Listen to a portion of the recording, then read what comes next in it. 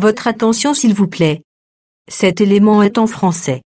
Contactez-nous pour savoir s'il est aussi disponible en la langue de votre préférence. Veuillez aussi noter qu'il est en audio uniquement. Dépourvu de ce fait d'image originaire. S'il t'arrive lorsque tu lis la Bible, tu es troublé par des questions du genre « qui, quoi, quand, comment, où et pourquoi ?» Alors tes réponses sont ici. Rends-toi immédiatement sur christequality.com ou sur évangileéternel.com, le lieu du rendez-vous fixé avec la précision biblique. Évangile éternel, le pourquoi de chaque chose. Pourquoi de chaque chose. Pourquoi de chaque chose. Pourquoi de chaque chose. Pour nous encourager à continuer à vous servir, nous ne vous demandons pas grand-chose, sinon de souscrire à l'une de nos YouTube channels qui correspond à votre version linguistique. Souscrivez s'il vous plaît. La rubrique Pasteur et Thème présente aujourd'hui le docteur Blaise Condé, ministre de l'Évangile éternel. Recherchez-vous les enseignements du docteur Blaise Condé? Allez sur christequality.com/blaisecondé.html. Les enseignements sont disponibles en texte, audio et vidéo.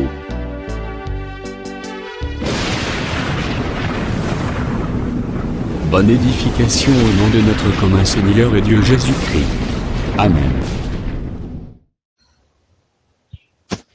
Nous vous saluons, chers amis. Je pense que notre Seigneur Jésus-Christ est vivant. Lui qui produit en nous le vouloir et le faire. Et nous les remercions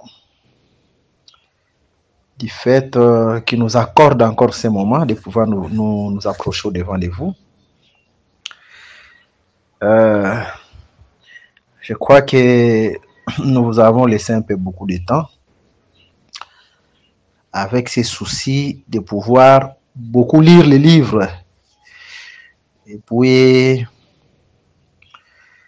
beaucoup aussi écouter nos audios qui sont déjà postés.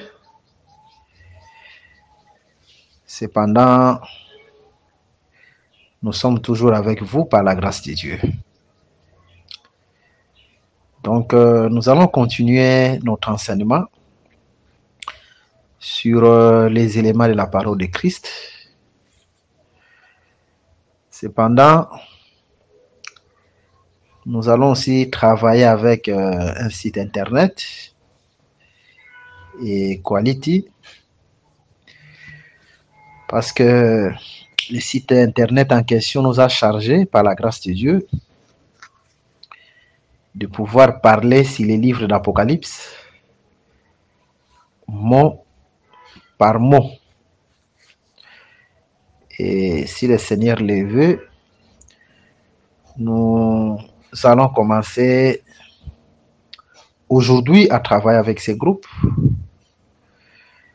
Et nous voulons aussi faire profiter à notre groupe Caillou Blanc tous ces enseignements-là. Donc, pendant que nous postons dans les sites internet et que par la grâce de Dieu, vous en aurez aussi part. Priez pour nous afin que le Seigneur continue à nous fortifier et pour l'intérêt de son œuvre. Alors, nous sommes dans les livres de Hébreux au chapitre 6, notre écriture de base, parce que nous devons vraiment avoir à l'esprit là où nous sommes arrêtés.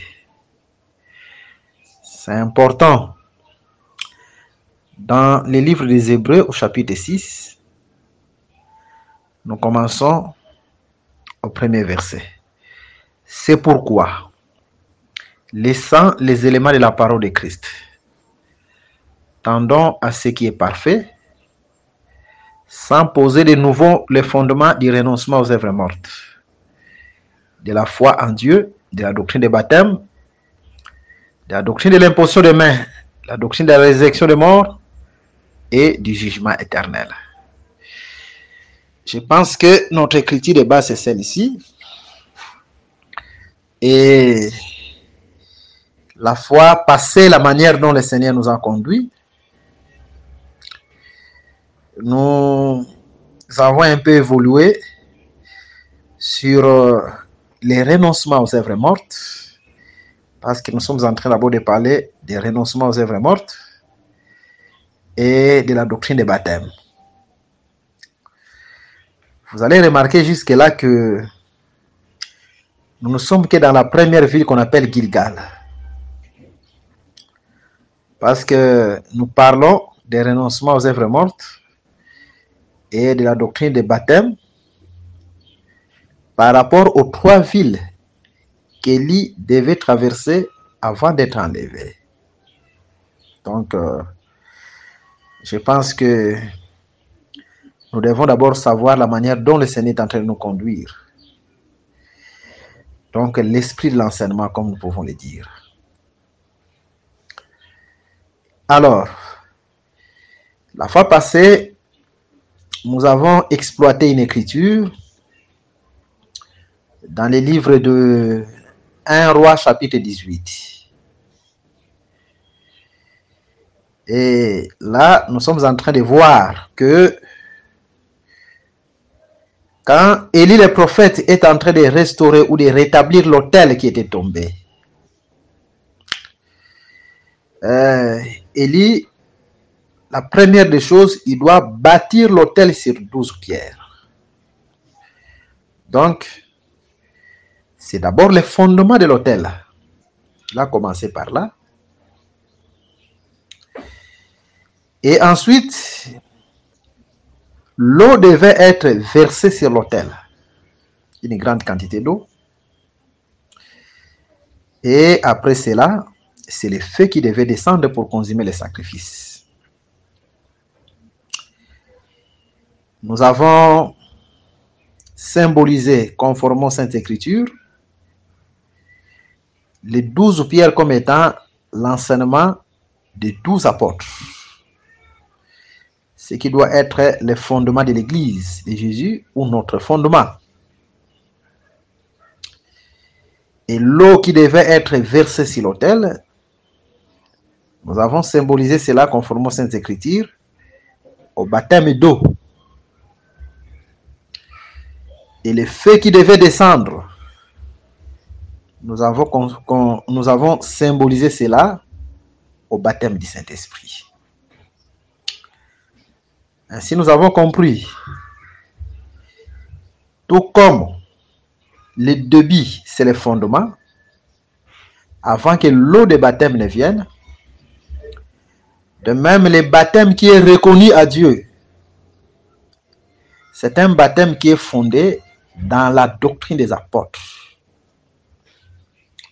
Donc, tout baptême qui rejette l'enseignement apostolique, même si ce baptême a été fait au nom de notre Seigneur Jésus-Christ, ce n'est qu'un déguisement, ce n'est pas un baptême. Parce que avant que l'eau puisse être versée sur l'autel, la première des choses, l'autel doit être bâti sur 12 pierres. Donc, tout baptême en dehors de l'enseignement des apôtres, c'est un baptême démoniaque. Parce que là, je parle comme Paul. Quand Paul écrivait à Timothée, pour Paul, ce qu'il est en train d'appeler doctrine des démons, c'est toute doctrine qui est en dehors de la parole de Dieu. Donc, en dehors du fondement des apôtres. Et cette doctrine-là, c'est une doctrine des démons, conformément à la Bible. C'est-à-dire, si même vous ne voyez pas un démon en train de parler, vous voyez un homme. Mais en réalité, le prédicateur là qui parle, il est investi de démons. Parce que, comme nous vous l'avons expliqué la fois passée, la mission de Satan, c'est d'enténébrer l'humanité. C'est ça le cheval noir. Donc, de rendre l'humanité sans parole, parce que la lumière, c'est la parole, c'est l'enseignement.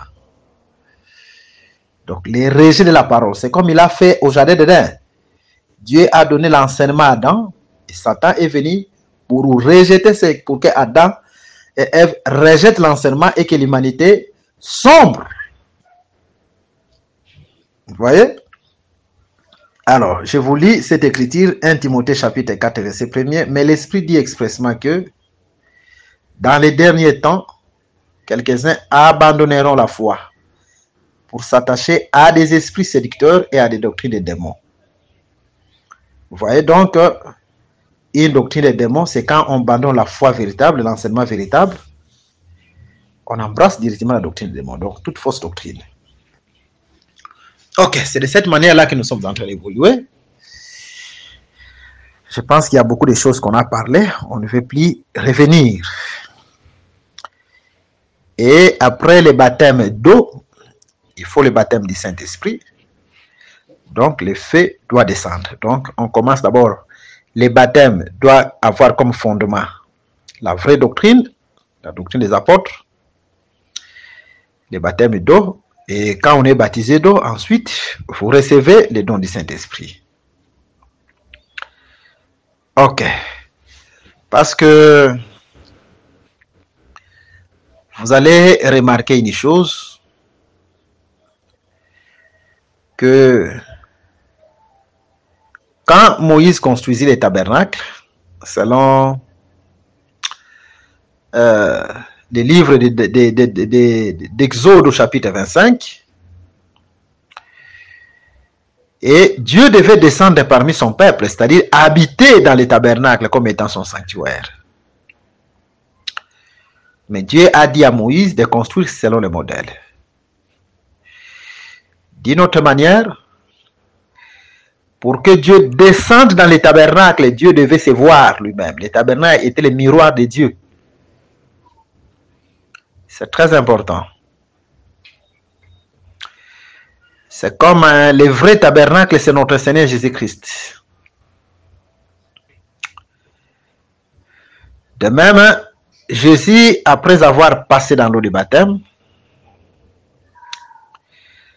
Dieu, pour descendre dans Jésus, sous forme de la colombe, Dieu devait d'abord se voir en Jésus. C'est très important.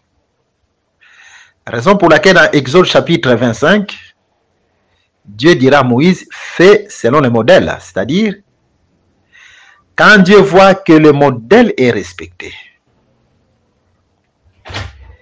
il trouve qu'il n'y a pas de tâche, le modèle est bien respecté,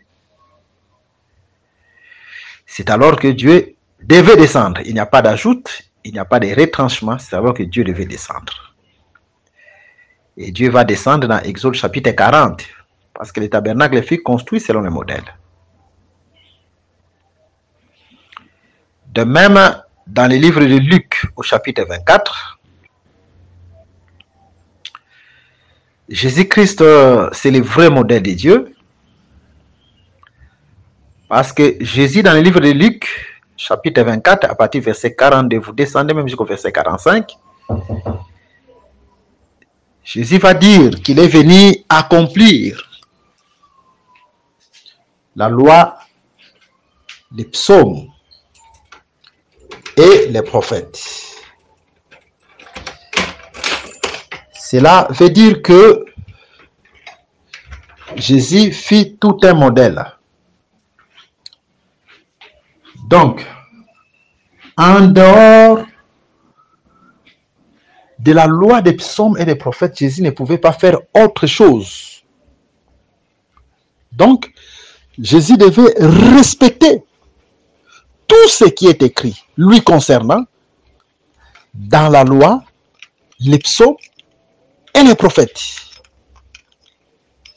Donc, quand il marchait là, il était l'ensemble de la loi.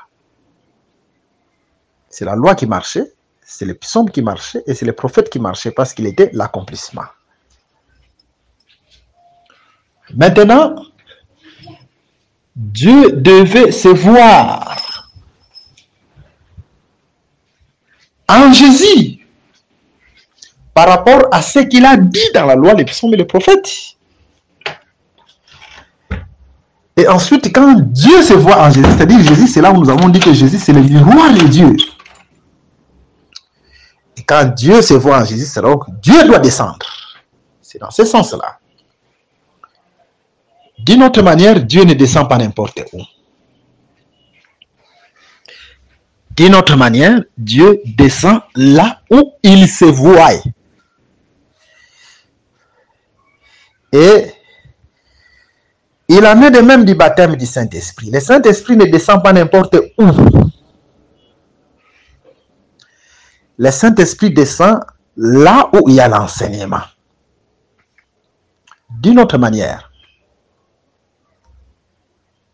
si Élie n'avait pas respecté les fondements des apôtres, même le feu n'allait pas descendre.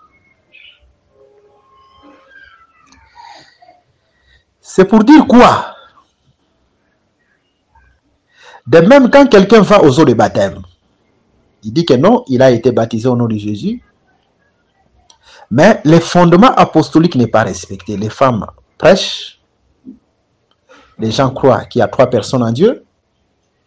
Dans ces soi-disant églises, on voit des leaders des églises, donc les églises qui sont personnalisées, qui sont devenues des églises des hommes. C'est comme des entreprises humaines. Même on baptise au nom de Jésus. On baptise donc au nom de Jésus. Le Saint-Esprit ne descendra pas. Parce que Dieu, pour descendre, il faut qu'il se voie dans sa parole, qu'il voit son modèle.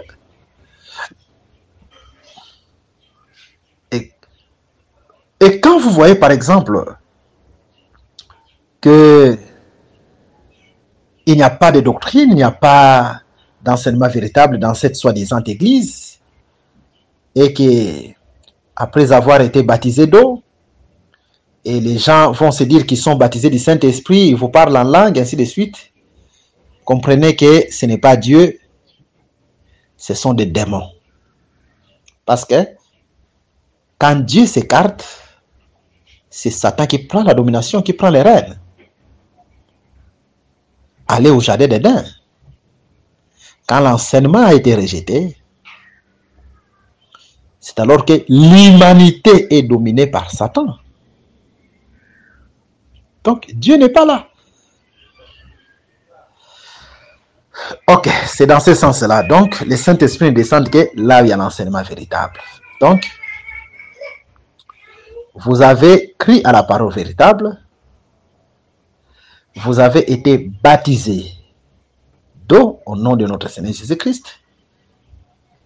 Et maintenant, Dieu voit son modèle, c'est-à-dire sa parole, même les modèles du baptême. Il voit son modèle aussi qui est la parole, et Dieu descend. Donc, d'une autre manière, le baptême du Saint-Esprit, c'est Dieu qui confirme sa parole dans l'homme. C'est Dieu qui confirme réellement que cette maison a été bâtie selon le modèle. Vous voyez, c'est la confirmation du baptême du Saint-Esprit. Ok, je pense que ça c'est en passant. Mais quand nous allons commencer à donner les détails baptême par baptême, nous allons comprendre beaucoup de choses par la grâce de Dieu. Alors, cette démarche de 1 Roi chapitre 18, où l'on est en train de voir 12 fondements, baptême d'eau, baptême du Saint-Esprit, c'est l'ombre ou le type des Actes des Apôtres chapitre 2, verset 38. Là, c'est l'enseignement qui arrive d'abord. Parce que ces jours-là, les jours où le Saint-Esprit est descendu sur l'Église, Pierre a pris la parole et il a enseigné. Et les Juifs eurent le cœur vivement touchés et demandèrent, hommes frères, que ferons-nous? C'est-à-dire, c'est d'abord la parole qui a été présentée, les fondements. Et Pierre leur dira, repentez-vous soyez baptisés au nom de notre Seigneur Jésus-Christ. Et ensuite, vous recevez le don du Saint-Esprit. Vous voyez, donc il y a les fondements, l'enseignement des 12. Et ensuite, le renoncement aux œuvres mortes qui est lié au baptême d'eau. Et ensuite, le baptême du Saint-Esprit. Donc, c'est de cette façon-là que nous avons évolué la fois passée. Nous sommes en train d'abord de rafraîchir votre mémoire. Et nous sommes allés encore plus loin pour vous parler de la naisse et de l'anneau qui devait être libéré. Et nous avons compris dans l'ombre, Zacharie chapitre 9, que la naisse n'est pas entrée dans le royaume, c'est-à-dire dans la ville de Jérusalem.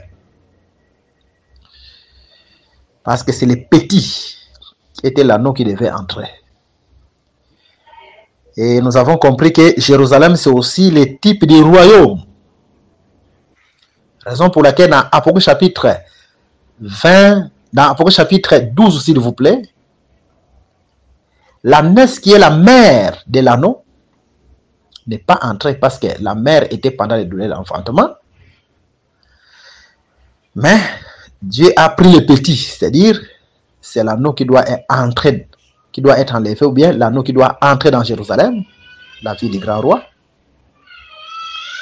Mais la mère n'est pas entrée. Et nous avons encore parlé de beaucoup de choses là-dessus. Je pense que vous avez bien compris et que le Seigneur Jésus-Christ vous bénisse.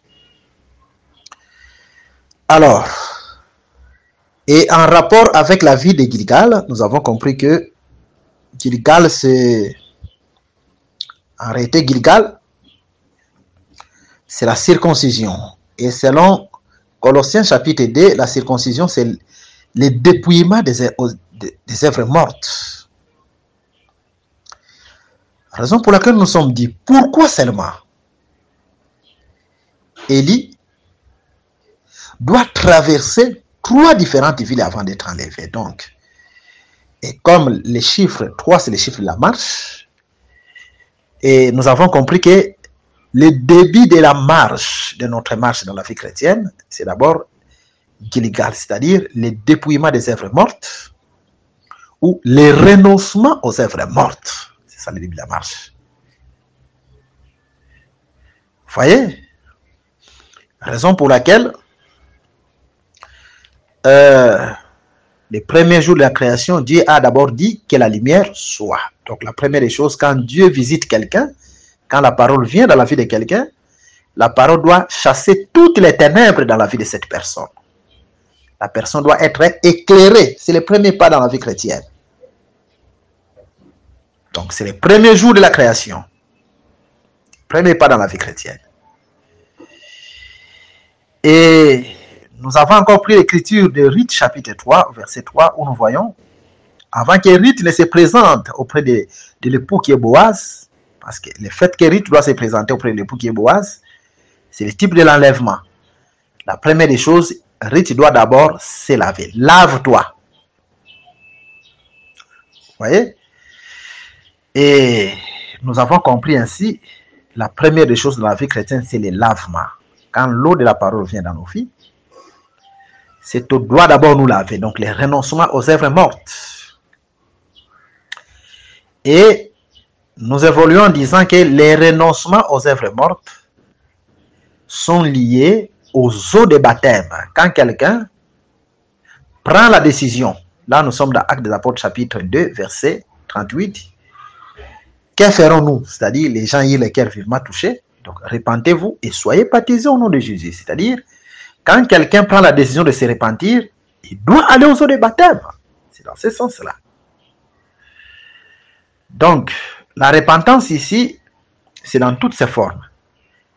Quelqu'un qui se repent par rapport à sa mauvaise vie et quelqu'un qui se repent aussi par rapport à une fausse doctrine. Quelqu'un qui n'avait pas la compréhension de l'enseignement véritable. Quand il se repent, parce que la personne qui se repent à la fausse doctrine se repent aussi par rapport à ses mauvaises œuvres. Comme nous le voyons avec l'eunuque éthiopien. Il ne comprenait pas l'écriture. Quand il a compris l'écriture, il a eu la lumière, il doit être baptisé. Donc, d'une autre manière, quand un pasteur protestant se repent de sa doctrine sur la Trinité, des toges qu'il porte pour être consacré, ainsi de suite. Nous comprenons directement que cette repentance contre la fausse doctrine doit aussi influencer la repentance aux œuvres mortes. Et une telle personne doit aller au sein du baptême. Donc, c'est juste une illustration, un exemple.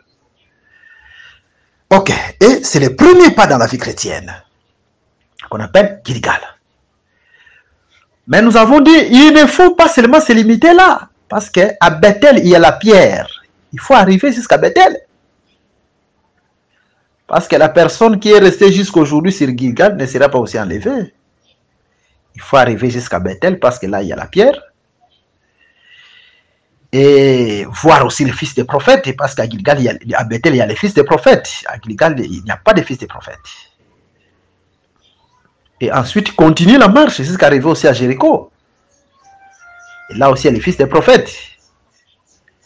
Et ensuite, facilement, vous allez traverser les Jourdains pour être enlevé. Je pense que par la grâce de Dieu, nous allons parler de toutes ces choses-là. Alors, suivez-nous attentivement. Aujourd'hui, nous voulons encore ajouter une autre portion sur ce que nous sommes en train de parler.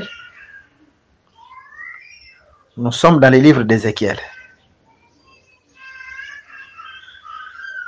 Ézéchiel chapitre 14. Nous prenons le verset 14. Écoutez ce que la Bible nous dit. Bon, nous pouvons commencer même au verset 13. Hein? Fils de l'homme, lorsqu'un pays pécherait contre moi, en se livrant à l'infidélité, et que j'étendrai ma main sur lui, si je brisais pour lui les bâtons du pain, et si je lui envoyais la famine,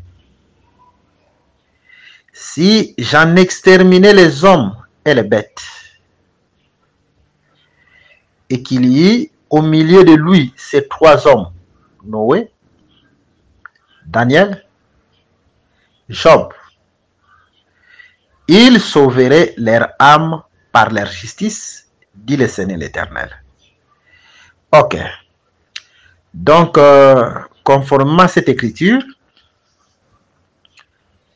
il y a trois personnes qui ne meurent pas dans la Bible. Il s'agit de Noé, de Daniel et de Job. Parce que l'écriture est claire. Que si par exemple les pays se livrent à l'infidélité, parce que les pays dont Dieu est en train de parler ici, c'est seulement l'humanité entière. Et l'infidélité de l'humanité ou notre infidélité, c'est par rapport à Adam,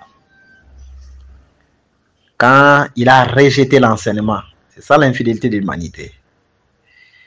Raison pour laquelle Dieu a enlevé les bâtons du pain, parce que le pain, c'est la vie. Et c'est alors que l'humanité est entrée dans la famine, parce qu'il n'y a pas de pain. Le pain en question qui était la vie, c'était l'enseignement que Dieu a donné à Adam. C'est alors que la mort est entrée, parce que le pain, c'est le pain de vie. Raison pour laquelle Jésus a dit, je suis le pain de vie, dans Jean chapitre 6. Raison pour laquelle les hommes et les bêtes doivent être éliminés. Les hommes, c'est Israël, et les bêtes, c'est nous, les gens des nations. Donc, l'humanité entière, quand Adam est tombé, tous, nous étions morts. Comme nous l'avons une fois dit ici, Dieu a divisé l'humanité en deux. C'est Israël et nous les gens des nations, c'est-à-dire les hommes, c'est les bêtes. Maintenant, quand il y a ces trois personnes, dont Noé, Daniel et Job, ces trois personnes, la mort n'a aucun pouvoir sur eux. Or, sur le plan physique, nous savons que Noé est mort, Daniel est mort, Job est mort. C'est pour dire que le vrai Noé, le vrai Daniel et le vrai Job dont Dieu parle ici, C'est une autre personne qui est notre Seigneur Jésus-Christ, en qui la mort n'a pas de pouvoir. Parce que la Bible nous déclare dans le livre d'Apocalypse chapitre 1er, Jésus tient entre ses mains les clés de la mort et les clés du séjour des morts. C'est pour dire seulement il a le pouvoir sur la mort et le pouvoir sur le séjour des morts. Mais néanmoins, Noé, c'est Jésus-Christ comme étant le baptême d'eau. Daniel, c'est Jésus-Christ comme étant le baptême du Saint-Esprit. Et Job, c'est Jésus-Christ comme étant le baptême du feu. D'une autre manière, quelqu'un qui croit à la parole et qui est baptisé d'eau, qui est baptisé du Saint-Esprit et qui est baptisé du feu, il ne mourra plus. Tout comme Daniel, Noé et Job ne meurent jamais. Quand quelqu'un aussi croit à la parole, il est baptisé d'eau au nom de notre Seigneur Jésus-Christ. Il est baptisé du Saint-Esprit. Et il est baptisé du feu. La mort n'a plus de pouvoir sur lui. Je pense que vous allez comprendre cela. Comment est-ce que Noé est le baptême d'eau? Ok. Parce que le baptême d'eau, c'est la ville de Gilgal. Nous allons plus insister sur le baptême d'eau parce que maintenant nous sommes en train seulement de donner les grandes lignes. Mais le baptême du Saint-Esprit, on va plus en parler peut-être sur la deuxième ville. Il y a beaucoup de choses qu'on doit parler là-dessus. Allons dans 1 Pierre, chapitre 3. Écoutez ce que la Bible nous dit. 1 Pierre, chapitre 3. Nous commençons à partir du verset 18. Christ aussi a souffert une fois pour les péchés, lui juste pour des injustes, afin de nous amener à Dieu, ayant été mis à mort quant à la chair, mais ayant été rendu vivant quant à l'esprit, dans lequel aussi il est allé prêcher aux esprits en prison, qui autrefois avaient été incrédules, lorsque la patience de Dieu s'est prolongée, au jour de Noé, pendant la construction de l'arche, dans laquelle un petit nombre de personnes, c'est-à-dire 8, furent sauvées à travers l'eau. Cette eau était une figure du baptême, qui n'est pas la purification des souillures du corps, mais l'engagement d'une bonne conscience envers Dieu, qui maintenant vous sauve, vous aussi, par la résurrection de Jésus-Christ. Ok, donc l'écriture est claire. Les eaux qui ont englouti l'humanité entière au temps de Noé, conformément à cette écriture, sont symbolisées aux eaux des baptêmes, donc les baptêmes d'eau. Donc, Noé est directement lié au baptême d'eau, conformément à ces versets. Mais avant d'abord qu'on puisse évoluer, vous allez comprendre, le baptême d'eau est défini comme étant un engagement d'une bonne conscience envers Dieu. L'engagement, c'est un vœu. C'est comme le vœu que les ministres font quand ils sont investis dans leur pouvoir, ou bien le vœu qu'un président de la République fait quand il est investi de son pouvoir. Oui, c'est dans ce sens-là le vœu qu'un président de la République fait. Il jure fidélité à la nation, ainsi de suite. D'une autre manière, c'est ce qu'on appelle engagement.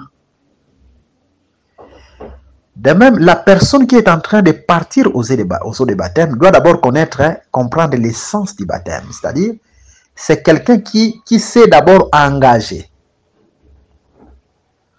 Donc, l'engagement là est lié par rapport à la repentance. Raison pour laquelle nous avons dit que le baptême d'eau est lié au renoncement aux œuvres mortes. Donc, une personne qui était païenne, une personne qui marchait selon lui et non selon Dieu, mais quand la parole vient, cette personne dit, je quitte la vie de péché et j'entre dans une autre vie. Donc, c'est un engagement. Je quitte le premier chemin où j'ai marché.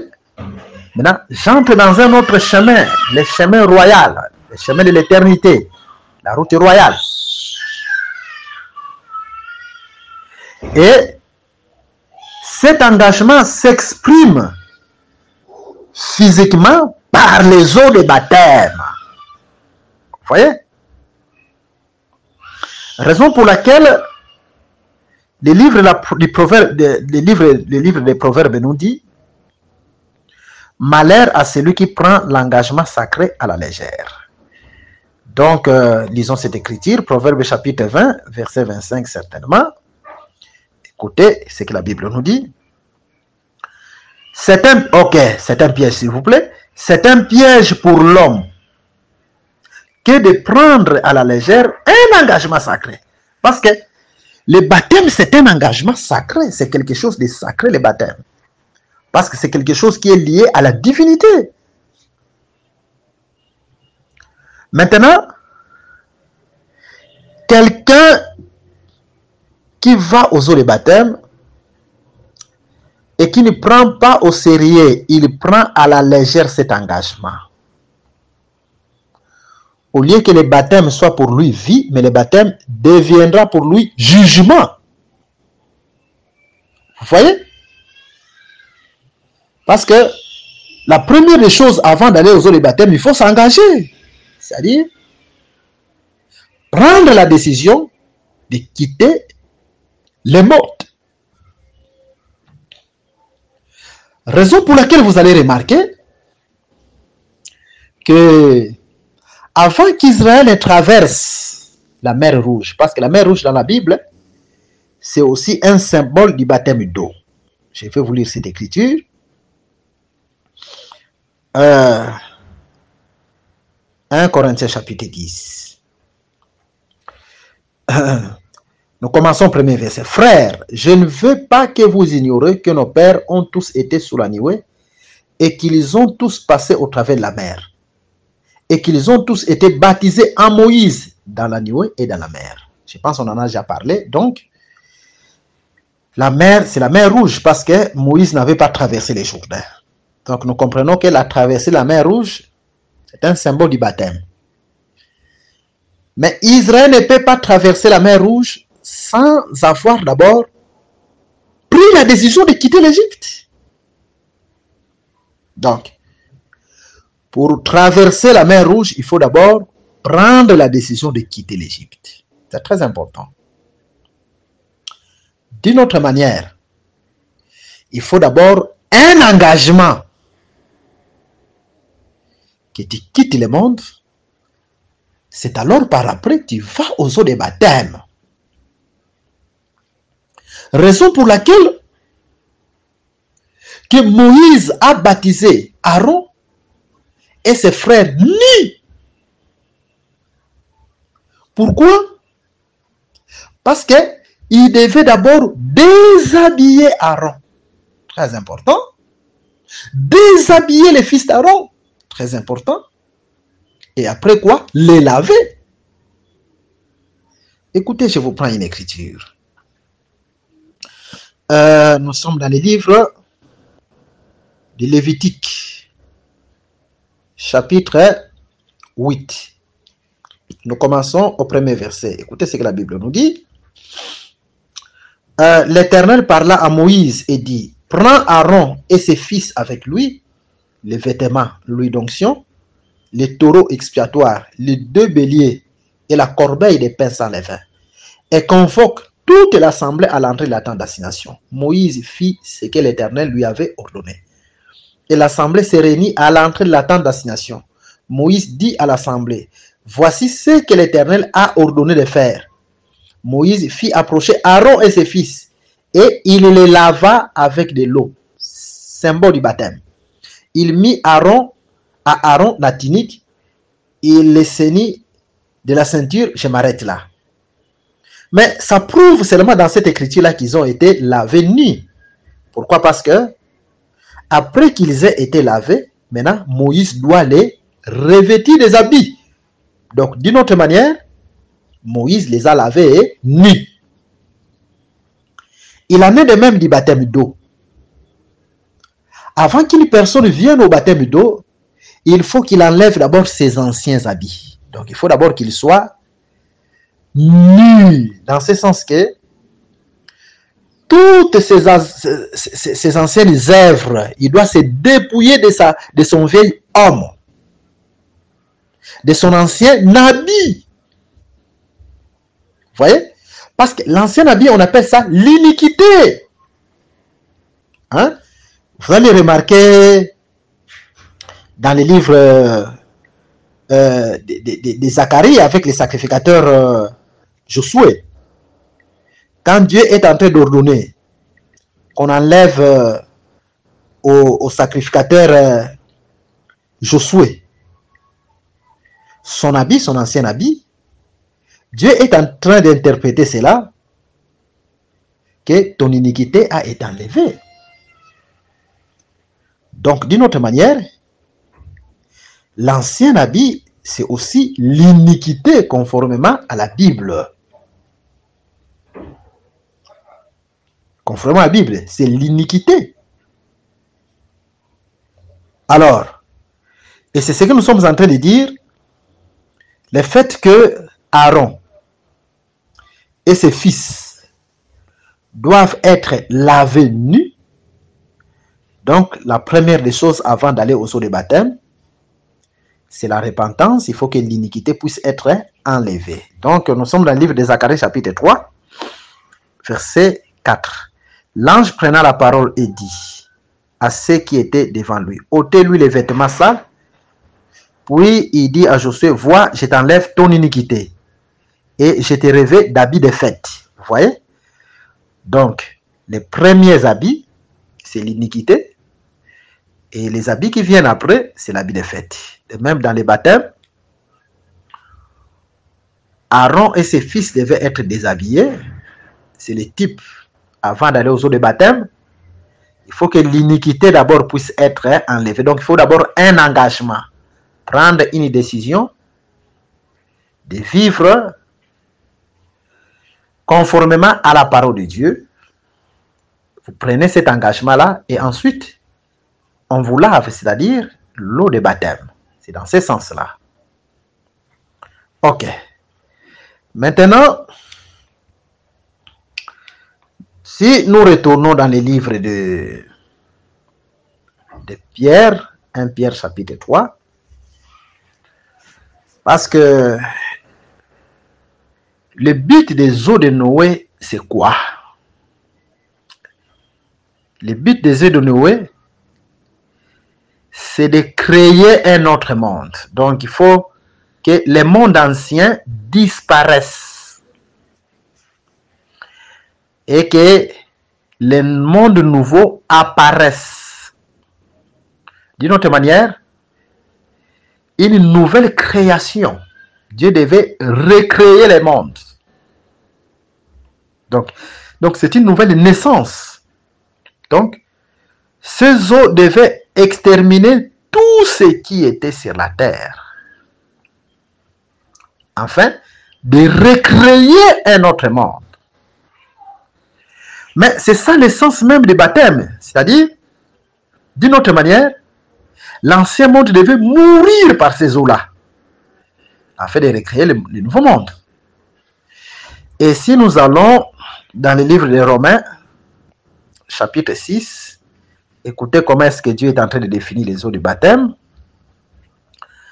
Nous prenons verset 3. Ignorez-vous que nous tous qui avons été baptisés en Jésus-Christ, c'est en sa mort que nous avons été baptisés.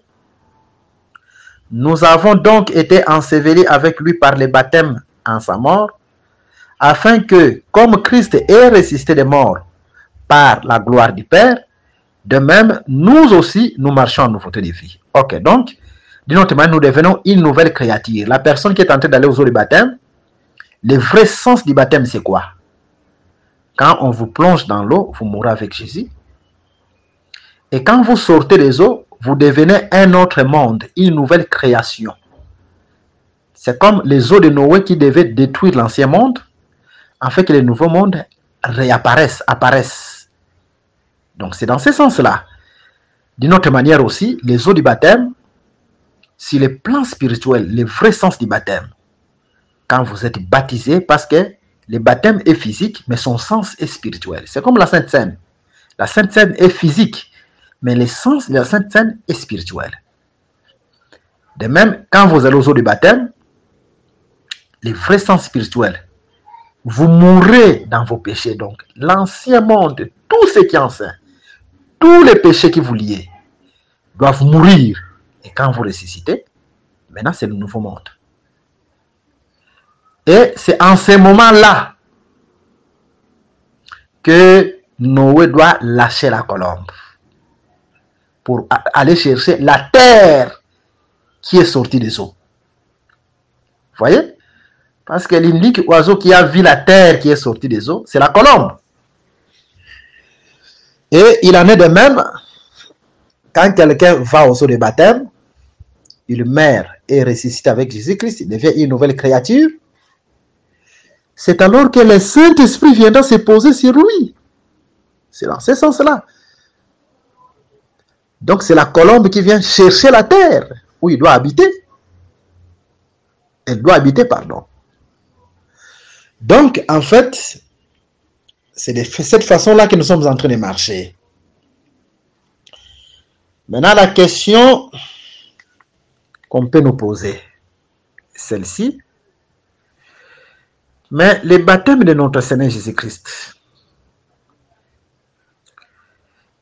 Jésus a été baptisé.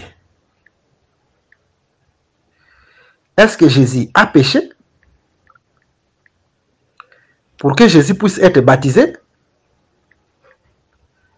Cette question est tellement importante. La première des choses à savoir, que le baptême de Jésus, ce n'est pas un baptême de repentance, que Jésus devait se repentir parce que les gens venaient pour être baptisés chez Jean-Baptiste, et le baptême en question était un baptême de repentance.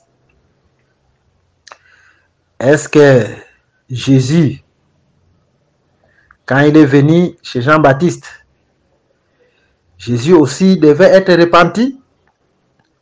Ou comment? Nous disons non. Non, pourquoi? Parce que le baptême de Jésus, c'est un baptême qui est lié à l'accomplissement. C'est Jésus lui-même qui a dit cela.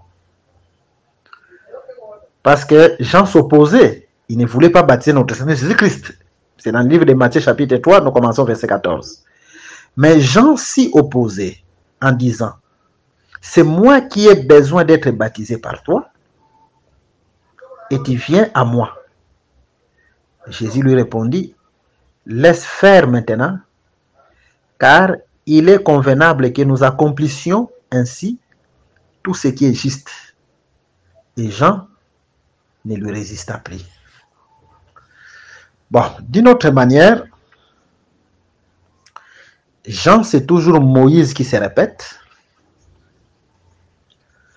Parce que Moïse était petit frère à Aaron. Mais Moïse a baptisé Aaron.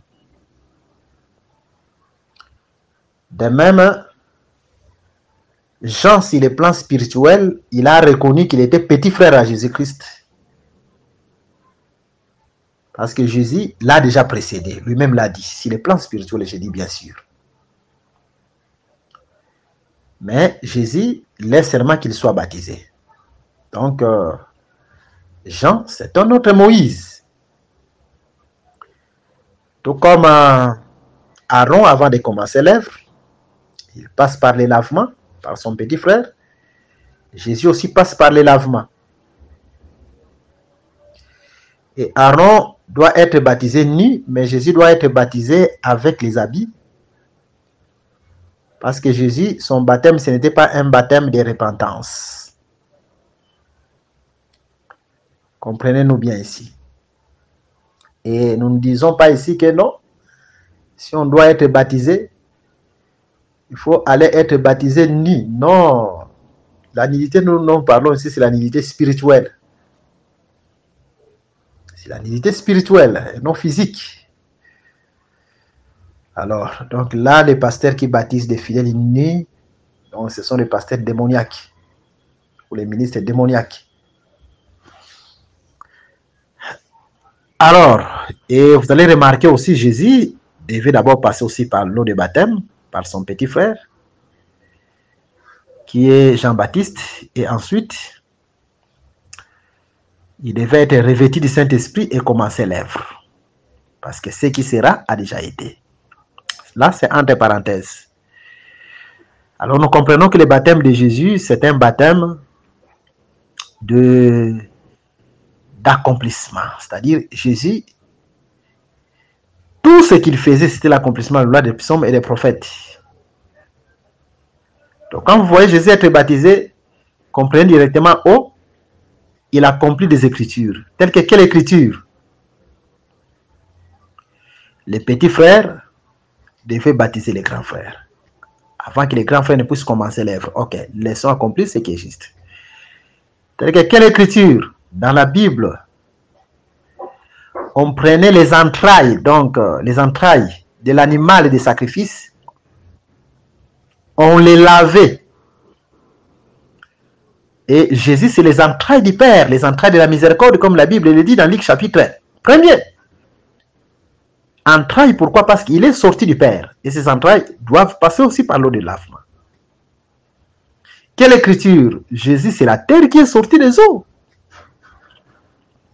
Donc, plusieurs écritures que Jésus est en train d'accomplir là. Donc, le baptême de Jésus, c'est un baptême d'accomplissement, conformément à l'écriture que nous venons de lire, parce qu'il nous faut que nous puissions accomplir ce qui est juste. Car Jésus, c'est Dieu dans la chair. Lui-même dit, qui me convaincra du péché? Là, c'est entre parenthèses. Maintenant, la différence entre le baptême de Jean-Baptiste et notre baptême, c'est quoi? Le baptême de Jean-Baptiste, c'est un baptême sans nom. Et notre baptême, c'est un baptême avec nom. Jean-Baptiste est baptisé seulement en vue de croire en celui qui devait venir, parce que le nom n'était pas encore venu. Là, vous allez remarquer, c'est là ce que nous sommes en train de dire dans Actes des Apôtres chapitre 1. Actes des Apôtres chapitre 1. Chapitre 19. Nous commençons à partir du premier verset. Pendant qu'Apollos est à Corinthe, Paul, après avoir parcouru les autres provinces de l'Asie, arriva à Éphèse et a rencontré quelques disciples. Il leur dit: avez-vous reçu le Saint-Esprit quand vous avez crié? Ils lui répondirent: nous n'avons pas même entendu dire qu'il y ait un Saint-Esprit. Ok. Il dit: de quel baptême avez-vous donc été baptisés? Et ils répondirent: du baptême des Jean. Alors Paul dit: Jean a baptisé du baptême de repentance, disant au peuple de croire en celui qui venait après lui, c'est-à-dire en Jésus. Si ces paroles, ils furent baptisés au nom du Seigneur Jésus. Donc nous comprenons que le baptême des Jean, c'est un baptême sans nom. Parce qu'au verset 5, c'est clair, ils furent baptisés au nom du Seigneur Jésus-Christ. Et le verset 6, lorsque Paul leur y imposer les mains. Le Saint-Esprit vint sur eux et ils parlaient en langue et prophétisaient. Nous pouvons nous arrêter là. Donc la différence c'est que baptême de Jean-Baptiste, baptême sans nom. Donc c'est une autre dispensation. Mais baptême de la grâce, c'est un baptême avec nom. Son nom de Jésus-Christ, c'est une autre dispensation. Raison pour laquelle vous allez remarquer, quand Israël était sorti de l'Égypte et qu'il marchait dans le désert, il y a un moment où ils ont été mordus par les serpents. Et Moïse fabriqua un serpent d'airain. Tous ceux qui regardaient vers le serpent d'airain ont conservé la vie, selon les Saintes Écritures. Mais quand Israël arriva à la terre promise et que Moïse construisit les temples, maintenant, leurs regards ne pouvaient plus tourner vers les serpents d'airain, mais les regards doivent être tournés vers les temples. Donc, les serpents d'airain, c'est une mission qui est venue pour un temps. Et c'est fini. Maintenant, pendant ce temps-là que le temple fut construit, et que les enfants d'Israël qui ont apporté ces serpents d'airain jusqu'à la terre promise, et qui ont tourné encore les regards vers les serpents d'airain, qu'ils appelaient Naushtan, la Bible a appelé ça idole, l'idolâtrie. Il en est de même du baptême de Jean-Baptiste. C'est un baptême qui fut venu pour un temps. Mais maintenant, donc, le baptême de Jean-Baptiste, nous pouvons dire que c'est un baptême qui a annoncé celui qui doit venir. Donc, d'une autre manière, c'est un pédagogue qui nous conduit à Christ, ce baptême-là. Maintenant, quand Christ vient, nous ne sommes plus sous ces pédagogues. C'est-à-dire, nos regards doivent être maintenant vers le temple et non vers les serpents d'airain. Vous voyez? C'est dans ce sens-là. Parce que le nom maintenant est venu. Mais au temps de Jean-Baptiste, pendant ce baptême, le nom était caché. Raison pour laquelle quand Jésus est venu, il va dire dans Jean chapitre 17, j'ai fait connaître ton nom à ceux que tu m'as envoyés et je les ferai encore connaître. Donc, le nom doit venir avec Jésus-Christ. Donc, d'une autre manière, si nous pouvons aller dans la prophétie, le temps de Jean-Baptiste, c'est le temps de la loi. Maintenant, quand Jésus vient, nous ne sommes plus sous ces pédagogues-là. Nous entrons maintenant dans le temps de la grâce. Le nom qui est venu, comme la Bible nous le déclare dans le livre d'Apocalypse chapitre 19, son nom c'est la parole, c'est-à-dire c'est l'interprétation. Raison pour laquelle, le temps où nous vivons, le baptême doit être un baptême qui a les noms. Et ce nom-là, c'est le nom de notre Seigneur Jésus-Christ, parce que la Bible nous déclare, sous ce soleil, il n'y a pas un autre nom qui nous a été donné, par lequel nous sommes sauvés, si ce n'est que le nom de Jésus. Et le vrai nom de notre Seigneur Jésus-Christ, son nom, c'est la parole. Donc, quand nous sommes baptisés au nom de Jésus, donc nous sommes baptisés dans la parole, d'une autre manière. C'est dans ce sens-là. Le Saint-Esprit est répandu au nom de Jésus. Jésus lui-même en a déjà parlé, que l'Esprit de vérité, une autre écriture dit que le Père enverra, mais une autre écriture, c'est lui qui enverra cet Esprit-là. C'est dans ce sens-là, après avoir été baptisé au nom de Jésus-Christ, ils eurent le Saint-Esprit. Mais le baptême de Jean-Baptiste ne donnait pas de Saint-Esprit. Parce que c'est un baptême sans nom. Maintenant, comprenez une chose. Je pense en passant que nous sommes en train de dire ces choses, mais c'est important, par la grâce de Dieu, que la manière dont le Saint-Esprit est en train de nous conduire,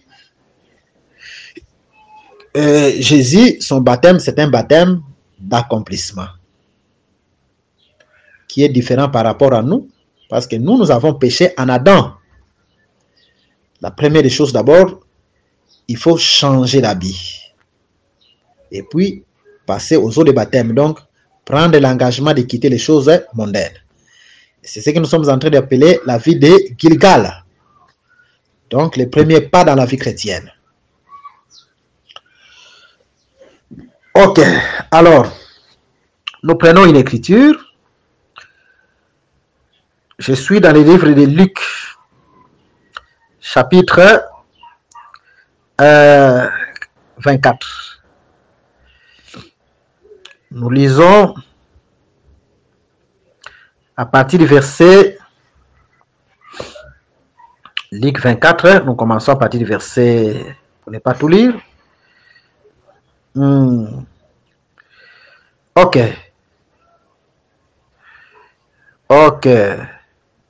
Nous commençons à partir du verset 45. Luc 24 à partir du verset 45. Alors il leur ouvrit l'esprit, afin qu'ils comprissent les Écritures. Et il leur dit, ainsi il est écrit, que le Christ souffrirait, et qu'il ressusciterait des morts le troisième jour. Et que la repentance et le pardon des péchés seraient prêchés en son nom à toutes les nations, à commencer par Jérusalem. Vous êtes témoins de ces choses. Avant de lire cette écriture, je vais vous lire encore une autre écriture, toujours dans ces versets.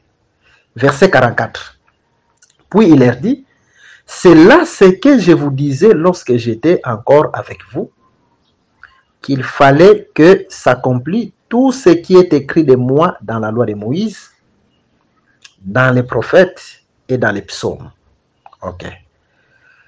La première chose à retenir est que Jésus est en train de parler à ses disciples après sa résurrection.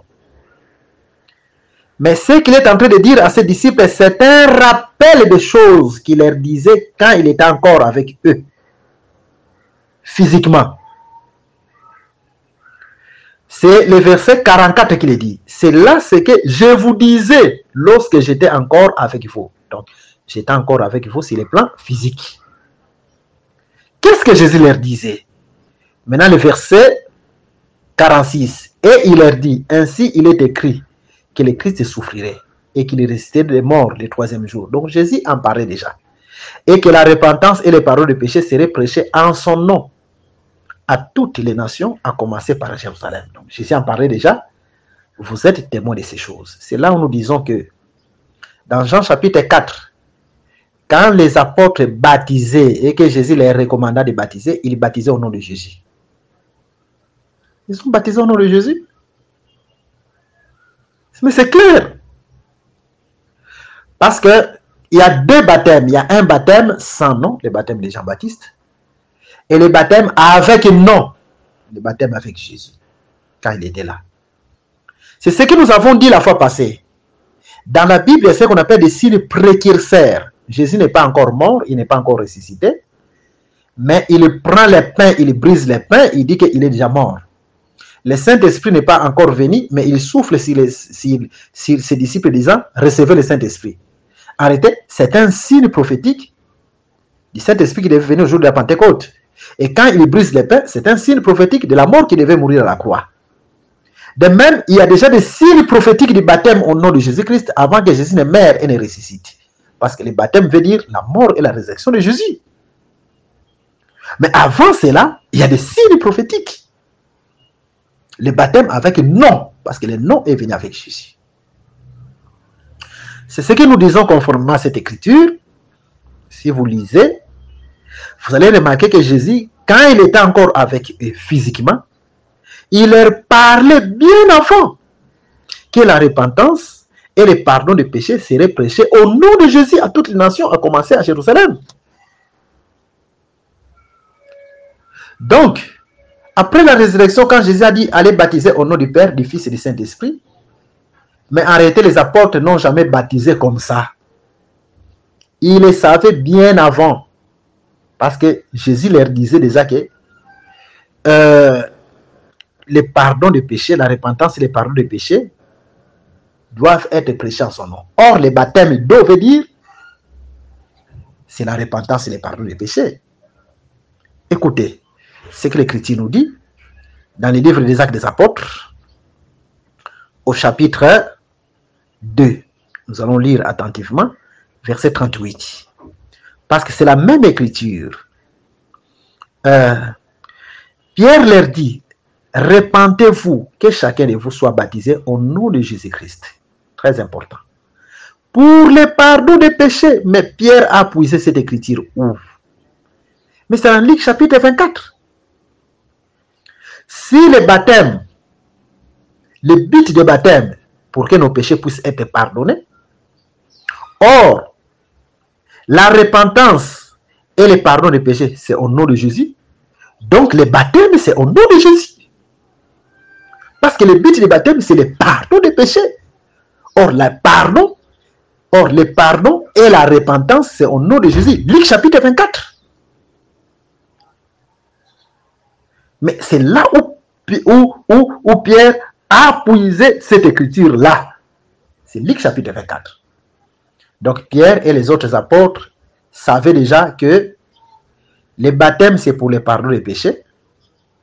Or, le pardon des péchés et la repentance, c'est au nom de Jésus-Christ. Raison pour laquelle il est en train seulement de répéter les paroles de notre Seigneur Jésus-Christ. Repentez-vous, soyez baptisés au nom de Jésus-Christ pour le pardon de vos péchés. Donc, le baptême, c'est au nom de Jésus-Christ. Pourquoi? Parce que le but du baptême, c'est le pardon des péchés. Et le pardon des péchés, c'est dans Luc chapitre 24. Et la repentance, c'est au nom de notre Seigneur Jésus-Christ. Donc, c'est très important. Mais ce que les apôtres attendaient seulement, c'était une puissance, une force spirituelle. Parce que Jésus leur avait dit, attendez, vous recevez une puissance. Cette puissance-là, c'est le Saint-Esprit. Mais en réalité, ils connaissaient déjà que le baptême, c'est au nom de Jésus-Christ. Parce que le baptême, c'est pour le pardon des péchés. Et c'est pour le pardon des péchés. Et le pardon des péchés et la repentance, c'est au nom de notre Seigneur Jésus-Christ. Donc, c'est ce que nous sommes en train, en fait, d'expliquer. Et nous avons cette ferme assurance que vous comprenez cela facilement par la grâce de Dieu.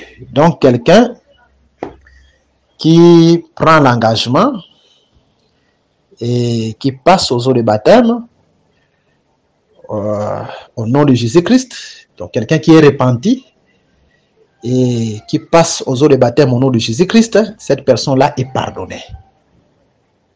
C'est la personne qui est pardonnée. Raison pour laquelle quand quelqu'un prend la décision, doit passer aussi aux eaux de baptême pour le pardon de son péché.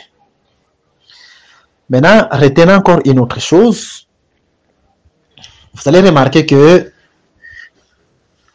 la manière dont le Seigneur est en train de nous conduire, nous avons compris que les baptêmes d'eau, en réalité, c'est Noé. Parce que tout doit mourir, il faut qu'il y ait renouvellement de toutes choses. Donc, la nouvelle créature, la nouvelle création. Cependant, le baptême du Saint-Esprit, nous avons compris que c'est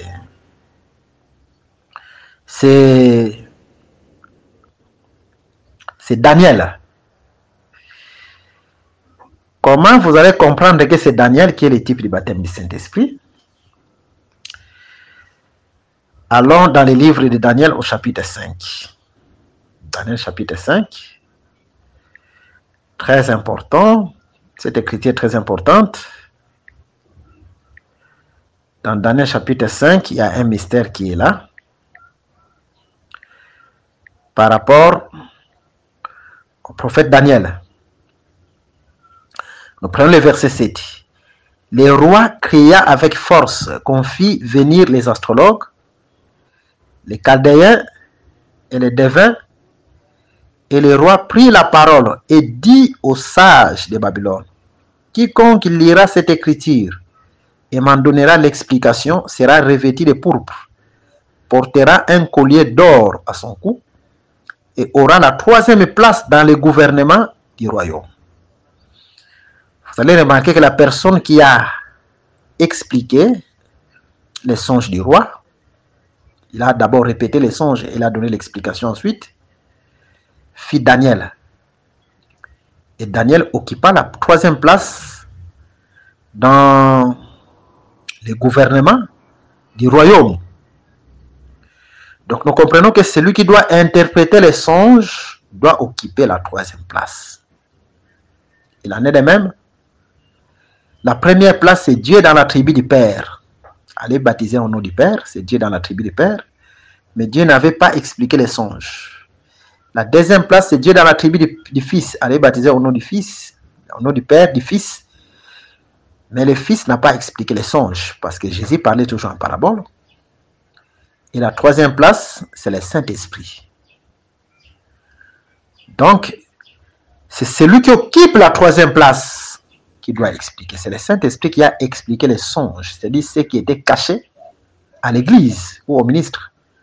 Raison pour laquelle, une fois nous l'avons dit, dans Hébreux chapitre 1, verset 1, là la Bible nous dit révélation de Jésus-Christ que Dieu lui a donné. Donc Dieu donne la révélation à Jésus. Et Jésus doit donner la révélation au serviteur, mais en passant par l'ange. Nous avons dit que l'ange là, c'est le Saint-Esprit, parce que Jésus lui-même a dit, le Saint-Esprit, quand il viendra, il prendra ce qui est à moi et vous annoncera. Donc ce n'est pas Jésus qui va nous annoncer, mais le Saint-Esprit qui doit nous annoncer, qui doit prendre à Jésus et qui doit nous annoncer. D'une autre manière, c'est le Saint-Esprit qui nous interprète l'Écriture dans l'Église. C'est ce qu'on appelle l'esprit ministériel, le ministère. Et le Saint-Esprit, c'est Daniel qui occupe la 3e place. Et comme Daniel devait révéler les secrets du roi, Jésus aussi l'a dit que ces jours-là, quand le Saint-Esprit viendra, il vous parlera ouvertement du Père. C'est-à-dire, les Saint-Esprits sont de même les profondeurs de Dieu. C'est lui qui nous révèle ce qui est caché. Donc quand le Père était caché, mais c'est lui qui doit nous révéler le Père. Ce qui est caché, donc les songes qui est caché, c'est le Saint-Esprit. Parce que d'une autre manière, le Père aussi, c'était les Écritures. Jésus lui-même l'a dit. Quand Jésus était en train de dire dans la Bible que le Père lui-même m'a prescrit ce que je dois faire. Donc, le Père était ce qui a été prescrit, les Écritures. Vous voyez? Mais maintenant, quand le Saint-Esprit vient, le Saint-Esprit doit nous parler ouvertement du Père. Donc, les prescriptions, tout ce qui est écrit là, le Saint-Esprit doit nous révéler. Mais ce n'est pas mal quand quelqu'un aussi vient et nous dit, non, le Saint-Esprit qui nous a révélé le Père, parce que le baptême au nom du Père, du Fils et du Saint-Esprit, et nous avons compris que le Père, le Fils et le Saint-Esprit, c'est toujours Jésus, ce n'est pas mal. Mais le Père nous parle aussi de ce qui est écrit. Et que c'est le Saint-Esprit qui doit nous dévoiler cela. Donc, ça c'est Daniel. Lui qui doit nous conduire dans toute la vérité. Cependant, quand on nous parle de Noé, non, nous avons déjà parlé de Noé, nous venons de parler de Daniel, et quand on nous parle de Job, quand vous allez dans le livre de Jacques au chapitre 5, vous allez comprendre que Job c'est lié par rapport aux souffrances, aux difficultés. Et c'est ce qu'on appelle le baptême du feu. Jacques chapitre 5, et nous prenons le verset 11. Voici, nous disons, bienheureux ceux qui ont souffert patiemment. Vous avez entendu parler de la patience de Job, et vous avez vu la fin que le Seigneur lui accorda, car le Seigneur est plein de miséricorde et de compassion. Donc, Job, c'est la souffrance, c'est ce qu'on appelle le baptême de feu. Là, conformément au livre de Luc, allons dans le livre de Luc, chapitre 12. Et nous commençons à partir du verset 49. Écoutez ce que la Bible nous dit. Je suis venu jeter un feu sur la terre. Et qu'ai-je à désirer s'il est déjà allumé? Il est un baptême dont je dois être baptisé. Quel baptême? Baptême du feu. Et combien il me tarde qu'il soit accompli. Jésus ne parlait pas du baptême d'eau qu'il a eu avec Jean-Baptiste, Mais c'est un autre baptême. Il parlait du baptême de feu par rapport aux souffrances qu'il devait endurer à la croix de Golgotha. Et qu'il identifie au baptême du feu. Pensez-vous que je sois venu apporter la paix sur la terre? Non. Vous dis-je, mais la division, car désormais 5 dans une maison seront divisés, 3 contre 2 et 2 contre 3. Donc c'est pour parler seulement des persécutions que les enfants de Dieu peuvent subir même dans leur maison. Donc là, ce sont des difficultés qu'on doit connaître dans la vie chrétienne, dans le chemin. C'est aussi le baptême du feu. Et c'est ce que Pierre est en train d'appeler, d'identifier comme étant la fournaise. Parce que la fournaise, c'est le feu. Vous voyez? Donc Pierre identifie cela à la fournaise dans le livre de 1 Pierre chapitre 4, verset 12. Nous lisons 1 Pierre chapitre 4, verset 12. Bien-aimés, ne soyez pas surpris comme d'une chose étrange qui vous arrive de la fournaise qui est au milieu de vous pour vous éprouver. Réjouissez-vous au contraire de la part que vous avez aux souffrances de Christ. Donc les faits, c'est les souffrances. Afin que vous soyez aussi dans la joie et dans l'allégresse lorsque sa gloire apparaîtra. Si vous êtes outragés pour le nom de Christ, vous êtes heureux parce que l'Esprit de gloire, l'Esprit de Dieu repose sur vous. C'est ce que nous avons dit. Quand quelqu'un a le Saint-Esprit, le baptême du Saint-Esprit, c'est ce qui amène ou qui apporte le baptême du feu. Donc, quelqu'un qui a le Saint-Esprit, c'est une autre sémence dans le monde. Et l'humanité doit les rejeter. C'est dans ce sens-là. Raison pour laquelle nous avons dit que la colonne de nuée la journée, cette colonne s'est transformée la nuit en colonne de feu.